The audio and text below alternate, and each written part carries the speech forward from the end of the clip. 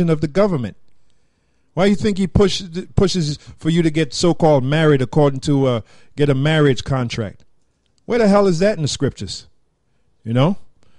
So going back to Psalms 83:2, it says, "For lo, thine enemies have make a tumult, and they that hate thee have lifted up the head." That's your so-called government. And to go even deeper, that's the bankers that control the so-called government. Because the government is themselves are controlled by an even bigger group, which is the bankers, which goes back to Esau, which goes back to the Rothschilds, the Rothschild family, the Rockefellers, the top banking families that you don't hear about too much. All right? And they're your enemies. All right? When I say your enemies, I'm talking about you Israelites. They're your enemies. Then as you read on, it says, "They have taken crafty counsel against thy people and consulted against thy hidden ones." And you're the hidden ones, you Israelites, you 12 tribes. You're the hidden ones. You're hidden to your nationality. And that's where we come in. That's why we go out on the street every weekend, constantly, right there in the street, right there in the midst of all the people, to tell you about your nationality and to tell you about these things, and also to warn you about what's coming, that America's going to be destroyed, that the nuclear missiles are on their way. America's going to be destroyed by nuclear missiles. Warn you about the chip that the so-called government is going to push, because the prophecy says he's going to cause all, both small and great, to take a mark. That mark is the chip. So we're warning you about that. We're warning you about the things that are coming, pursuant to Ezekiel, the 3rd chapter. And reading on, it says, "They have said, come and let us cut them off from being a nation." That's what they want to do. That's the priority number one for this so-called government that's controlled by the so-called white man, to cut you tribes off from being a nation. All right? That the name of Israel may be no more in remembrance. So they want to try to cut you out, because they know that the next kingdom is coming to you. They know the kingdom of heaven that Yahushua, who the world calls Jesus Christ, is coming back to bring, is coming to you. They know this, the top elite families. But they want to try to upset that prophecy. They want to try to knock you out of the box so they can move in. But it's not going to happen. All right? So reading on, it says, "They have said, come and let us cut them off from being a nation, that the name of Israel may be no more in remembrance." And that's why they set up those so-called black unconsciousness fools. All right? They'll tell you stuff like Israel never existed, because a lot of them are part, the ones that are in the hierarchy of that madness, they're part of those, secret societies that are controlled by the so-called white man, the top banking families. Yeah, because if you check them black conscious guys, it's all about Israel. All about Israel. Yeah. We got to get them Hebrews. We got to get them Hebrews. That's right. You know?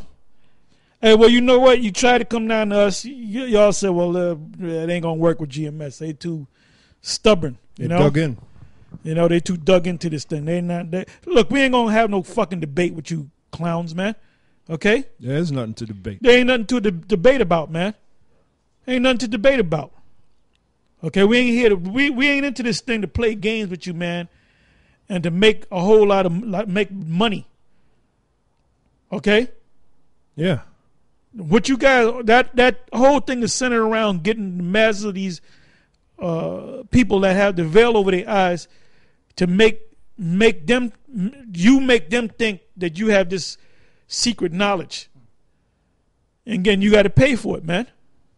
You got to pay to get this secret knowledge. And then when they come to your debates, they don't get shit, man. They get shafted, man. That's all they get is shafted, man. They get the gold and you get the shaft. Okay? Yep. Now it says here, I'm going to read this real quick and then we're going to go into this video. It says Ephesians 1. And anybody that has any, criticism about us, y'all said y'all going to do this topic and you ended this, just don't watch no more, man. You can watch. You don't got to watch us, man. You don't got to watch us, man. We ain't trying to get the masses of people, man. We ain't trying to wake up the masses of people, man. We ain't here to entertain you, man. If you tired of listening to us, then go get with Nate, man. And you can eat them. You can eat them pink slime burgers with them fringes on, man. With your fringes on. Okay. Yeah. We ain't trying to, and anybody in GMS that want to leave, don't think about it for the next 3 years and then decide to leave and say, I'm finally free. You can leave anytime you want, man. We ain't got no lock on your ass. Yeah. If you don't want to come out no more, if you don't think the Most High's coming, you know, if you don't think we got the knowledge, then go. Don't play around, man. Yeah. You know, don't fuck around with it. Do it expeditiously, man. Do it today. Do it today, man. Don't be wondering, I don't know, man. I don't know, brother. Well, if I may, because I saw it he had a little booger come out his nose. I don't think he's a man of the Lord. Well, nigga, if you think I got a booger coming out of my nose, then keep it, hit the highway, man. Yep. I got a quick. We ain't here to entertain you stupid niggas, man. We are here to prophesy and to cut the shit out of anybody that ain't right, man. That's why we get on Nate all the time. He gets mad because we get on him and Johanna. The reason why we get on those demons, because they're just that, a bunch of goddamn demons set up to deceive you, man. The only ones that have the 100% truth are the men of GMS. Really, the elders of GMS. Well, we're the men millstone. under us. You learned this from us, man. Con. Well, brother, we're the millstone. That's and right. The millstone that's right. grinds that's right. things to powder. That's right. And they're getting grounded. That one brother that down in Atlanta, that brother was a boulder to y'all, man. I got a quick scripture for you. Go ahead. The book of Romans 14, 22 and 23. It says, "Hast thou faith? Have it to thyself before the heavenly Father. Happy is he that condemneth not himself in that thing which he alloweth. And he that doubteth is damned if he eat." So if you, while you in this knowledge, you're doubting, you're consumed with doubt, the scriptures say you will be damned if you eat, if you continually eat. You continually learn. All right? Because he eateth, here's why. Because he eateth not of faith. This thing is based upon faith, man. All right? We're faith-based Israelites, so you can understand. Yeah, we're faith-based Israelites. All right? And he that doubteth is damned if he eat, because he eateth not of faith. For whatsoever is not of faith is sin. So is that plain enough for you? So if you not if you stand around wondering if this is the truth, you're committing a sin. You're committing a sin, man. That's a sin, my man. That's it. That's it. And let me go to this real quick. Con. Actually, I got two scriptures. Say something.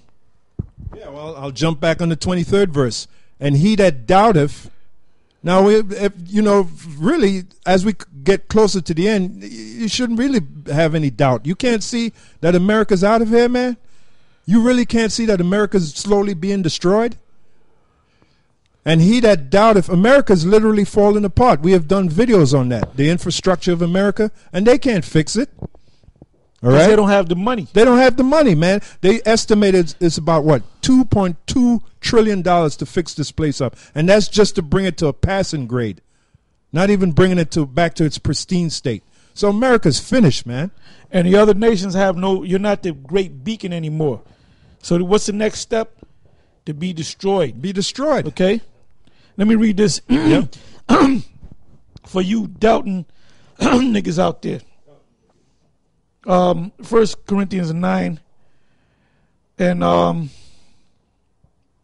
16 to 17. It says, "For though I preach the gospel," this is Paul speaking, "I have nothing to glory of. For necessity is laid upon me." So there goes your progress, Nate.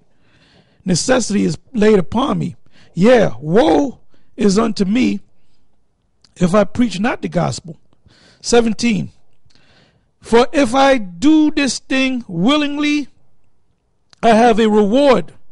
But if against my will, a dispensation of the gospel is committed unto me. That's right.